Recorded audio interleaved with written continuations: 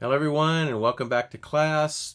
The last time we were together, we talked about Romans 12, verses 1 and 2, and read through it together, talked about different aspects in those two verses.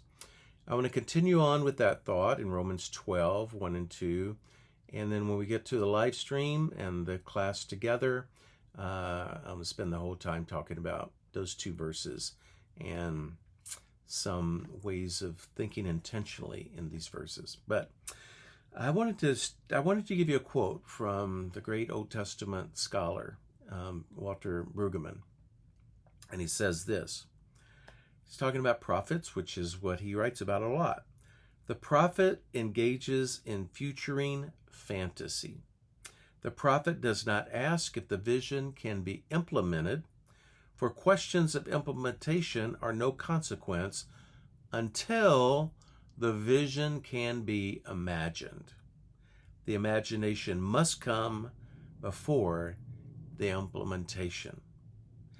Now, we've been talking about being. We've been talking about being all semester. And one of the reasons we're so focused on being is because being is what we need to imagine. Being's not so much about the implementation.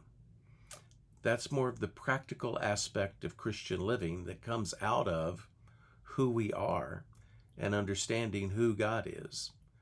But that implementation needs to come out of our being.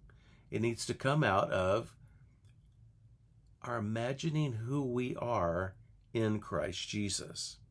And this is why we've been focusing on being all semester, because we need to ask, whose are we and who are we? I don't know if you play sports or not, but if you do, one of the things that happens in sports quite often is the concept of visualization. And it really doesn't matter what the sport is. I'm going to pick a global sport, not football, because I know so little about football or soccer. So I don't want to make a fool of myself. And I might anyway. I want to talk about basketball because it is a global sport and people all over the world know a little bit about basketball now.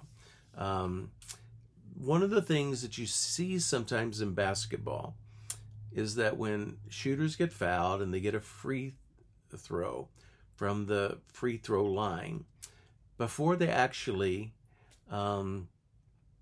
shoot the ball, they take the ball and they look up at the rim or they look up at the net.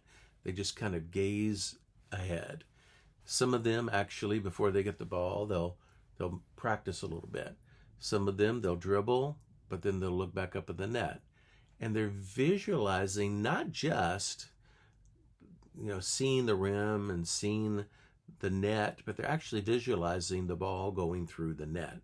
Studies have shown that athletes that practice visualization, they can improve at their sport without even playing their sport. They improve at the sport. So just by sitting at a desk, thinking about the ball going through the hoop can help me become a better basketball player. Now, that's this idea of imagining who we want to be. And that is very much a part of Romans 12, 1 and 2.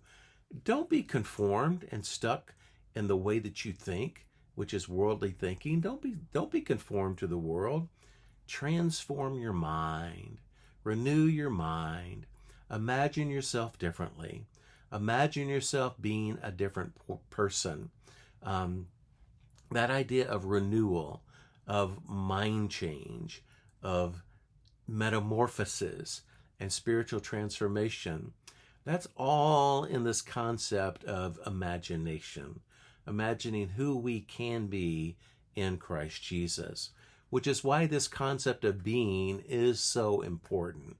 We have to think about, who do we want to be?